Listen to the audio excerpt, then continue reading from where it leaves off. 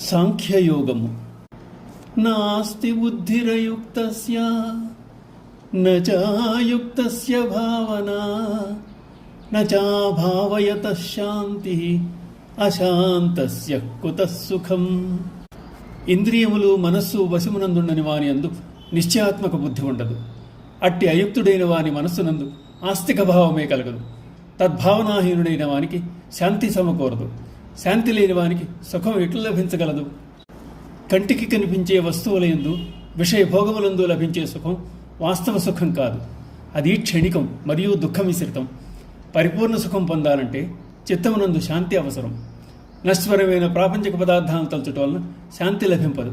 ఒకవేళ కలిగినా అది నిలవదు. మనస్సు నిర్మలంగా ఉంచుకున్నప్పుడే ఆత్మచింతన, వివేకం ఉత్పన్నమవుతాయి.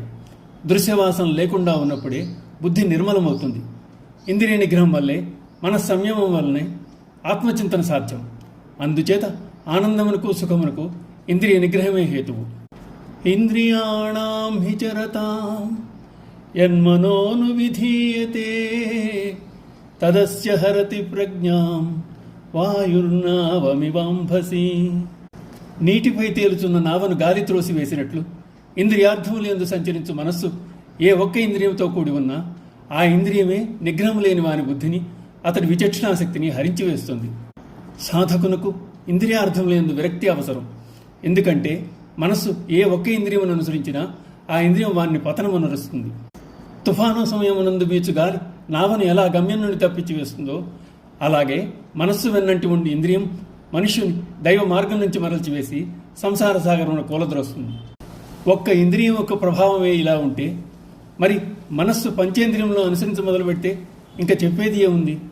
అట్టి పరిస్థితిలో ఇంద్రియములు బుద్ధి అను నౌకను పరమాత్మ నుండి మరల్చి భోగానుభవముల కొరకై ఆలోచింపజేస్తాయి. పాపముల యందు ప్రవృత్తిని పెంచి పతితునుగా చేసి వేస్తాయి. అందుకే మనసుకు శిక్షణ ఇచ్చి దానిని ఇంద్రియముల వెంట పరుగులు తీయకుండాట్లు చూసుకోవాలి.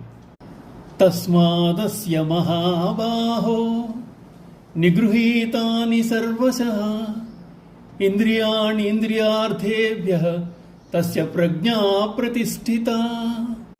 కనుక అర్జున, ఇంద్రియములను ఇంద్రియార్థముల నుండి అన్ని విధములుగా పూర్తిగా నిగ్రహించిన మనుజుని యొక్క బుద్ధి స్థిరముగా ఉంటుంది.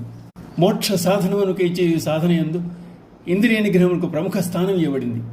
దుఃఖరాహిత్యమును, ఆనందప్రాప్తి గమ్యముగా గలవారు ఏ విధముగానైనా ఇంద్రియములను సంపూర్ణంగా నిగ్రహించవలసిందేనని భగవానుడు తెలియజేస్తున్నాడు. ఓం నమో భగవతే వాసుదేవాయ.